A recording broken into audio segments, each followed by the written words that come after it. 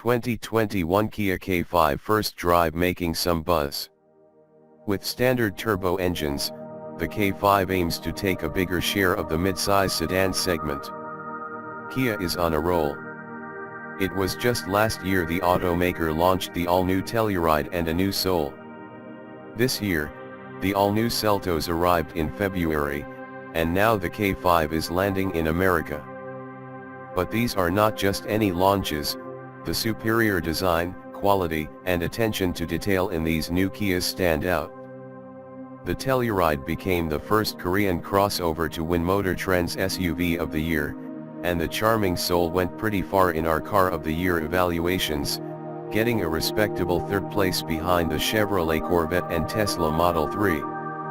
The 2021 Kia K5 is hoping to get the same kind of attention, and with its aggressive styling, 2 powertrain offerings, and the latest technology, it's making some buzz. The K5 replaces the Optima as Kia's mid-size sedan. Executives thought the makeover was so extreme that the car needed a new moniker.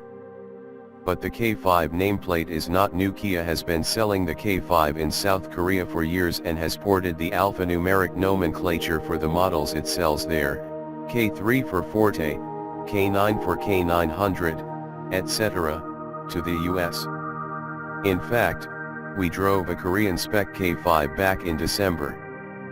Parting ways with the Optima, the new K5 gets aggressive lines inspired by the Stinger, and its new platform is wider, longer and lower, allowing the car to shine even more. Its fastback profile stands out within the segment, and the long clamshell hood, Z-shaped daytime running lights, and fake air vents add a type of sportiness that the Optima lacked. The new Tiger face has been modernized to include a wide and thin grille, which now includes a shark skin-inspired mesh design. 2021 Kia K5, new engine, transmission, and AWD. Unlike the Optima, which offered 3 different engines, Kia has simplified things with the K5. The 1.6-liter Turbo 4 carries over from the Optima, but it has new technology that allows it to produce slightly more power and the same torque, now 180 HP and 195 lb-ft, while delivering reduced emissions. A new 8-speed transmission is in charge of sending that power to the front or all 4 wheels thanks to an available all-wheel drive system, a first for Kia's mid-size sedan.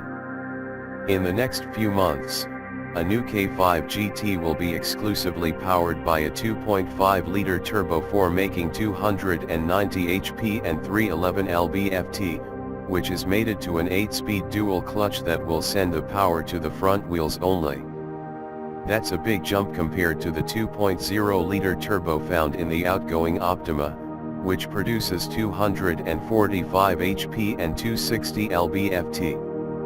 The K5 with the 1.6-liter turbo, which is arriving in dealers across the US now, is available in 4 different trims, LX, LXS, GT Line, and X. 2021 Kia K5, the drive. Although they're mechanically identical, we sampled the GT Line and X trims over a couple of days in Southern California. Visually, the GT Line is distinguished by its black spoiler, dual chrome exhaust, LED fog lights, larger, but fake, air vents, black roof, and flat-bottom steering wheel. On the streets and freeways, the 1.6 turbo felt appropriate for a base engine.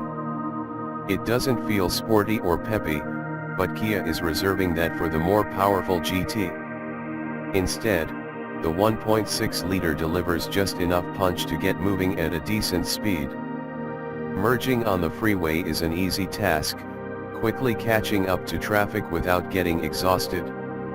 The new 8-speed transmission responds very well to the driver's commands, downshifting quickly when it needs to. Whether you're driving at high or low speeds, shifts are smooth and happen at the right time. Steering is soft but accurate, while the suspension delivers a peaceful ride. Our testers were equipped with 4 drive modes: Normal, Smart, Sport and Custom. Sport adds stiffness to the steering, while the transmission holds gears longer. I spent the majority of my drive switching between normal and Smart and only used Sport when driving on twisty roads. Smart tries to mix things up, adding a bit of sportiness at the wheel, but staying closer to normal conditions. Regardless of the driving mode selected, the K5 is a pretty comfortable sedan.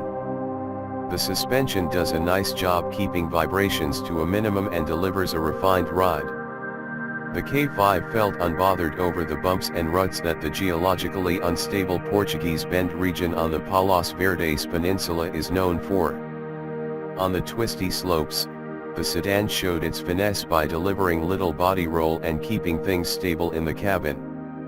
The tranquility in the cabin is afforded by the acoustic glass and sound-deadening materials Kia used in the K5.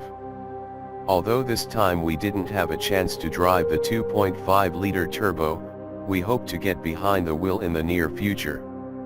2021 Kia K5, inside. Like the exterior, the K5's interior is a big upgrade. Our fancy $32,355 X felt closer to a Genesis G70 with the optional 10.3-inch touchscreen, 5 USB ports, soft leatherette seats, and other goodies like a wireless phone charger, a Bose premium audio system with 12 speakers, heated and ventilated front seats, and a panoramic sunroof. A new wood finish is used across the dash, and after talking to Kia peeps, I was surprised to learn that it isn't real wood. The surface and texture don't feel fake. The large touchscreen is compatible with Apple CarPlay and Android Auto and comes with modern graphics and voice recognition. I used the voice commands a few times to change radio stations, set directions on the NAV system, even check the stock market, and it worked with no issues despite my strong Spanish accent. Our GT line tester was a step below the X, but it felt more than adequate for its $27,955 price. Although the 8.0-inch touchscreen has the old version of the UVO infotainment system, it supports wireless Apple CarPlay and Android Auto, an odd thing given that the fancier 10.3-inch screen in the X only works with a wired connection. Instead of having the lavish but fake wood trim from the X, the GT line sports an elegant gray trim that keeps the cabin subtle without looking cheap. The powered cloth seats with leatherette inserts feel just as supportive, and you still get dual-zone climate controls, 5 USB ports, a wireless charger, and the panoramic sunroof. Whether you opt for the X or GT line, there are some hard plastics on the lower part of the door panels and the transmission tunnel. The second row is quite spacious in terms of legroom and headroom despite the fastback profile. Visibility for my 6-foot frame is a bit limited given the thick C-pillar, but it won't bother too many people. The rear seats can fold in a 60/40 configuration from the cargo area, but they don't fold completely flat. Air vents for rear seat passengers are available only on the X, located on the center console just above 2 USB ports. Although not segment leading, cargo space is ample at 16 cubic feet. 2021 Kia K5, Safety. The K5 comes standard with a few safety technologies like forward collision warning and lane following assist, but drivers will have to pay more for Smart Cruise Control with Stop and Go or the navigation-based Smart Cruise Control, which uses the NAV system to slow down when there's a curve ahead. Still, these are highly advanced technologies that are available in a $30,000 Kia. Our X tester was equipped with Smart Cruise Control and the Highway Driving Assist, which worked flawlessly on the freeway. The K5 stayed centered in its lane without bouncing from side to side, and though the gap between the vehicle in front was just big enough for other drivers to cut me off, the system applied the brakes without panicking. 2021 Kia K5, should I buy it? With a starting price of $24,455, The 2021 Kia K5 is quite attractive in many ways. Wireless Apple CarPlay and Android Auto are standard, as well as dual-zone climate control. You may want to move up to the LXS or GT line to get a decently equipped K5, but if you're on a tight budget, the K5 LX won't let you down. You'll just have to stick with the tiny 16-inch wheels. Kia has once again crafted a thoughtful product with the new K5. The attention to detail is seen throughout the interior and exterior, and with a decent base engine, proper technology, and amazing value, it's making some buzz in the still highly competitive mid-size sedan segment.